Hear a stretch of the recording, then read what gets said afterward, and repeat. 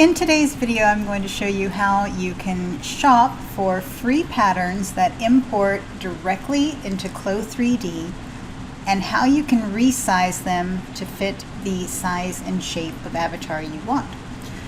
So we're familiar with launching the program, and the library button is over here on the left-hand side, and you could navigate through some garments that might already be on CLO in the asset library when you install the program.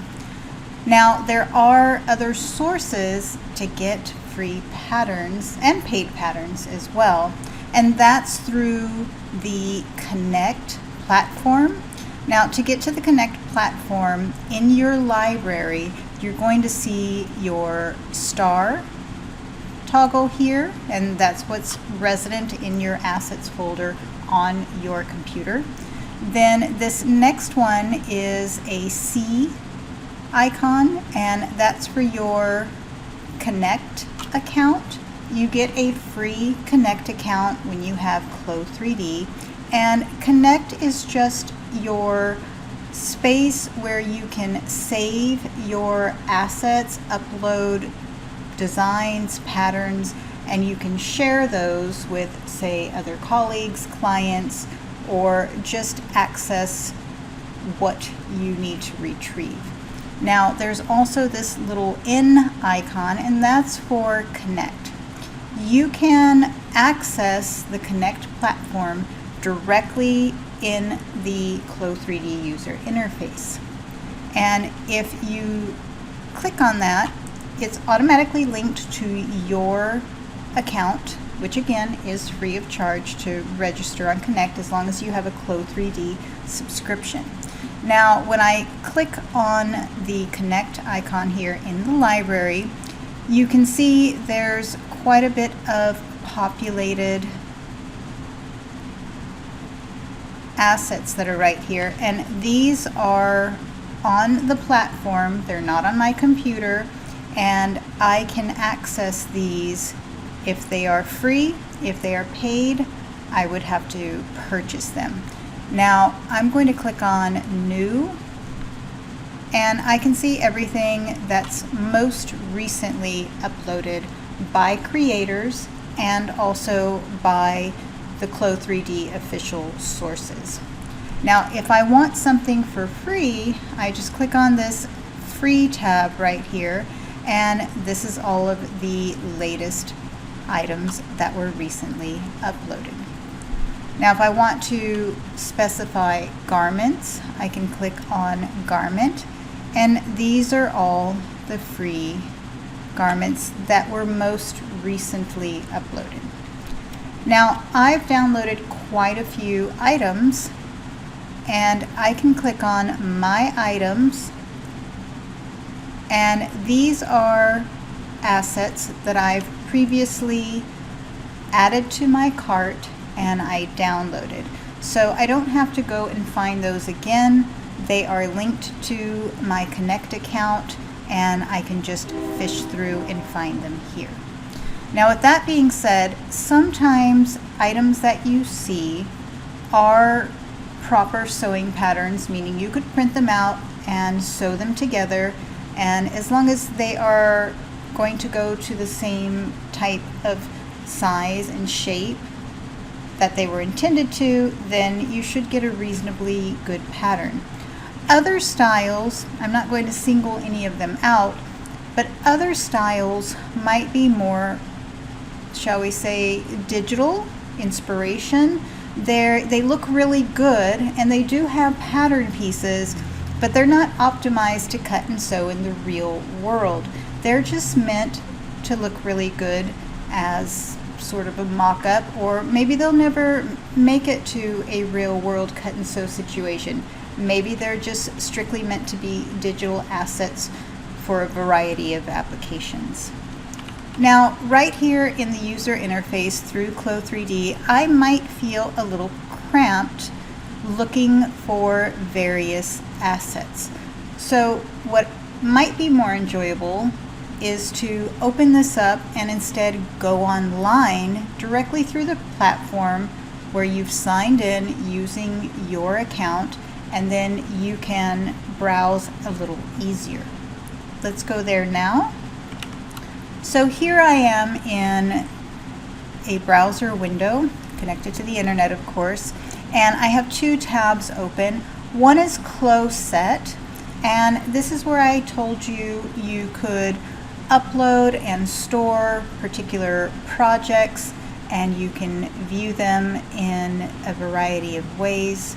And this is more of a tool for sharing with your colleagues or for your own internal purposes. Now, remember, in CLO3D, I can access whatever is on my CLO-Set account. Now for Connect, let's take a look at here. We are on Connect. Now when you first log into your account, you might see this home page which shows a gallery of everything, and that's just kind of a portfolio of what people have uploaded. And for Creator, shows you different creators. You can follow your favorite creators. But what we're going to do is we're going to go to the store. Now, by default, you're going to see featured uploads by a variety of creators. It's just what CLO3D thought was interesting at the time. And by default, we're going to see both paid and free assets. If you just want to look at free stuff, who wouldn't want to go shopping for free stuff, then just click on free here, and you can sort by the type of item that you want to look through. So let's go for garment, and let's see, I want to see what the latest is. So I'll just hit on newest. So here I am looking at, oops, let me change this back to free. So here I'm looking at everything that's free, the newest, and again, it may or may not be a proper sewing pattern, so you'll have to use your judgment and read the description. Sometimes the description will tell you that it is a real-world sewing pattern, and sometimes you'll just have to kind of test it out. Now, once you learn to follow your favorites or go to the CLO3D official, you'll be able to start building your library. I'm going to go to my previous purchases, which are mostly free, and you'll see here that I've added quite a few to my cart from the Connect official. And let me see if I can scroll down and find the source for some patterns that I recently downloaded. See, there's all kinds of stuff. All right, so here on Connect Official, I'm going to tap on this and it'll take me to this profile. And I want to bring to your attention that there is this Kofoti, I'm sure I'm pronouncing it incorrectly, but they are sewing patterns. They're sewing patterns for females, male. I don't know if there's any kids there, but just between the male and female alone, there's probably over 500 patterns. I know there's at least 5 patterns. And so when I go here on the female patterns, I can click on that arrow there, and you can see you can just scroll through all of these. So you can add, I think, 40 items at a time to your cart, purchase them, which would be free of charge, and then download them, and you can access them either on your computer's hard drive or directly through CLO3D. So that being said, I'm going to demonstrate using one of these patterns because I know they are intended for real world sewing, and we're going to bring in the appropriate avatar, change the size of the avatar, and see how the resizing happens. So going back to CLO3D, I'm in the Connect tab here in my library. I'm going to go to My Items. I do have these on my hard drive in a library that I could access from my favorites, but I think it'll be just faster if I go to the items that I've previously obtained on CLO3D. And I want to find something that's fairly fitted to demonstrate the process. Let's take this. This is really cute. So I'm going to double click on that, and it's actually going to download the file on the fly and install it. So we'll let that run off camera. Okay, it has loaded the pattern, and you do not see an avatar. So I'm going to click on Display Avatar, Show Avatar. I don't know why by default it doesn't show up. Maybe it's because it doesn't show up for display purposes in the Connect store. But I did turn on the avatar, so it was there, you just couldn't see it. I don't know why this is not highlighted right now, but you do see the check mark there, and we obviously see the avatar. Now, what if you're bringing in a pattern that did not have the avatar already? Let me show you something cool. I'm going to delete the avatar, and now I'm going to go to the library. I'm going to go to our star, which is the favorites, and I'm going to click on Avatar, Female version 2, and let's get 2.1, any of the 2.1s. Now, a pop-up will happen for opening it, and I can maintain the current avatar's size and pose, and we know by default she's about 6 feet tall, if not 6 feet tall, and she's very slender, kind of a fashion model look. So I can maintain the current avatar's size and pose, meaning whatever she is by default. Or I can open the size and pose that came with the garment file. So I'm going to choose that, and I'm going to click OK. And this is the size and shape and pose that was intended. Now you can see everything's neat and tidy here in the 2D window. If you want to see the style lines a little better, we know how to do that. We go over here to the schematic, and you can change the number of pixels for the silhouette line, seam line. You can turn internal lines off and on. Looks like there was only one over here. And see what that looks like. If we don't want to look at this, there's the little arrow there to collapse that. You can move that around. Alright, so now this is set to this size and shape and pose avatar and this garment, but let's say we want to resize it to another garment, to another size. Now we could grade this pattern into many sizes, and that works great for a series of sizes that are uniform in the jumps that you have, going smaller or larger. But let's say we have a customized body shape. We're going to change the size and shape of this avatar, and then we're going to refit this pattern onto the new avatar, and it's pretty instantaneous, so it's really cool. So let's save the project before we go any further, just in case we crash or whatnot. And we know how to save. We're going to save the project, and then we're going to choose where we want to save that project. Okay, once you have saved the project to whatever name and place you want to save it to, let's go ahead and go to the History tab so that we can save this nice clean starting point in case we ever want to go back to it. And of course we just would click on History, this little Add T-shirt button here, and it'll take a moment and it'll lock that in. If you want it to rename that, you can click on it twice, or you can right click.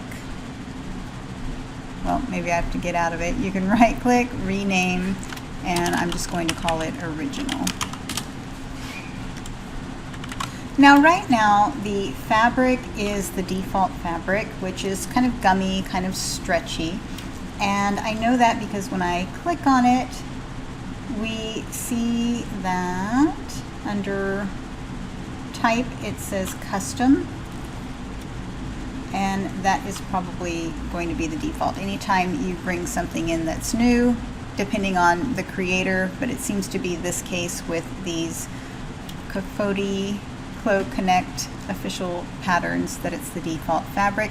So we're going to go to our library, we're going to go to fabric, and I'm going to select just a woven cotton. This Oxford seems kind of nice, and I'm going to simulate by hitting the space bar, and now it fits more to that woven. Now I might have wanted to refine the fit in real life to where it maybe is a little more form-fitting, not so baggy back here, but for the sake of this demonstration I'm just going to leave it as it is.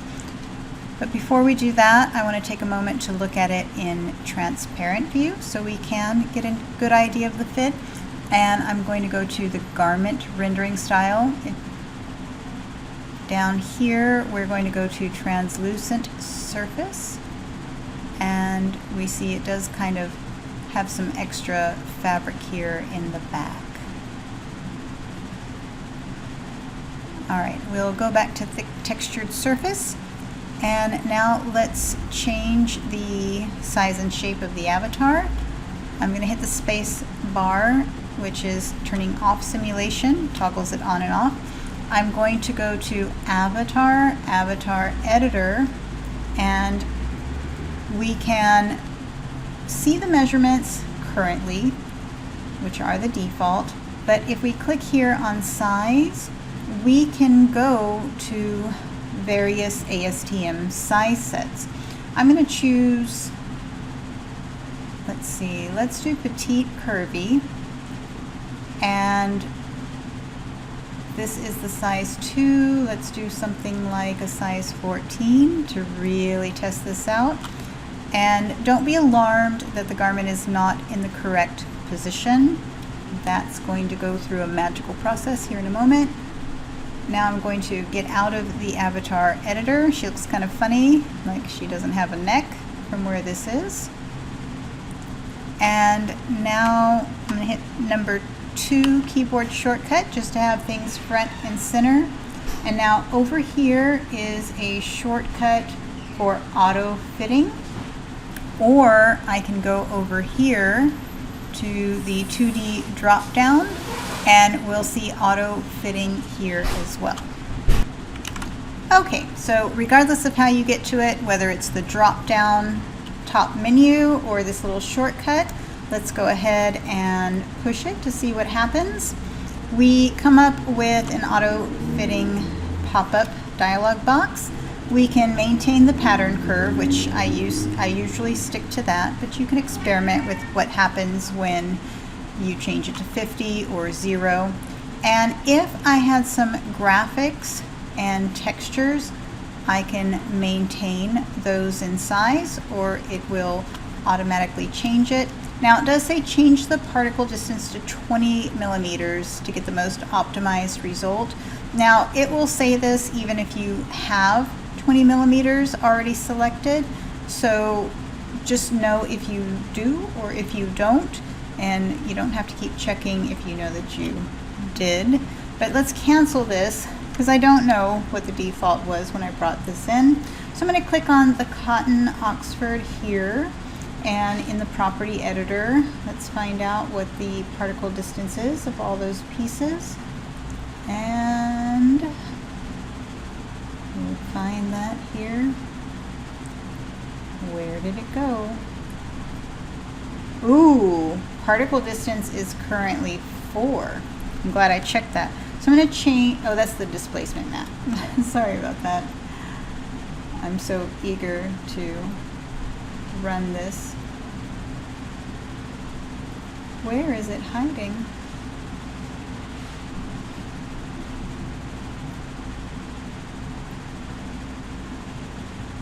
Physical, oh, maybe it's under detail. All right, let's try something else. I'm going to do Control All. And let's see. Here we go. particle distance is 20, and that was under simulation properties. I want to click on this again and see if that information was hiding. Did I not see it? Physical property. No, so I thought I used to do that, but I guess I've always just did Control All. All right, in any event, particle distance is fine at 20. So now let's do our resize. We've already seen this. We're going to click OK. It's going to think about it, process it. Almost there, or getting there.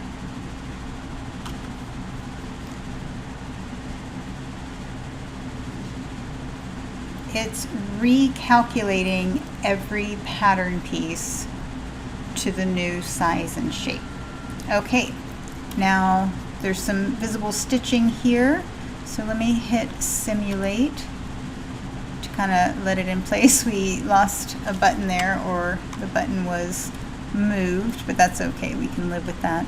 And let's do I'm turning off simulation. Let's take a look at the translucent surface, and I think that's pretty good, all things considered. Now you can fine-tune this a little more if you want to, but one of the things that I find really handy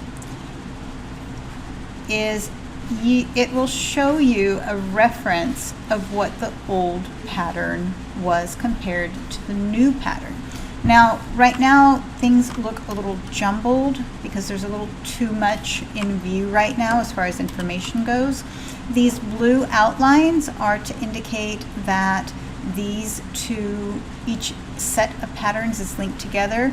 So let's turn that off, and that would be show symmetric instant lines. So that gave us a little better visibility. And then now let's turn off we turn off the baselines, which is what this is right here.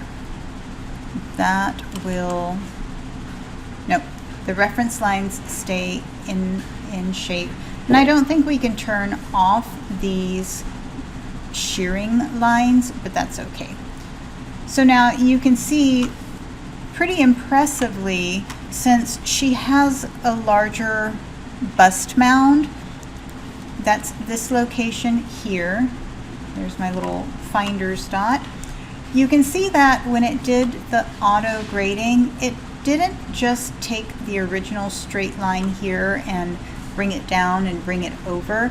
It actually gave you a rounded, curved shape to better account for the fullness that's there. And you can see here as well in the side front bust shape, again, it accounted for the fact that there was more volume and roundness in the shape of the bust, which I think is pretty impressive that it processed it in this manner. And it reduced the height of the shoulder cap. It kind of did a swing out situation to accommodate the change from the original bicep to the new bicep. And then looking at the back pieces here, this is telling, I'm going to move this out of the way. And it accounted for the height of the torso because our new avatar is much shorter than the original. And you can see here the added curviness of the hip area here.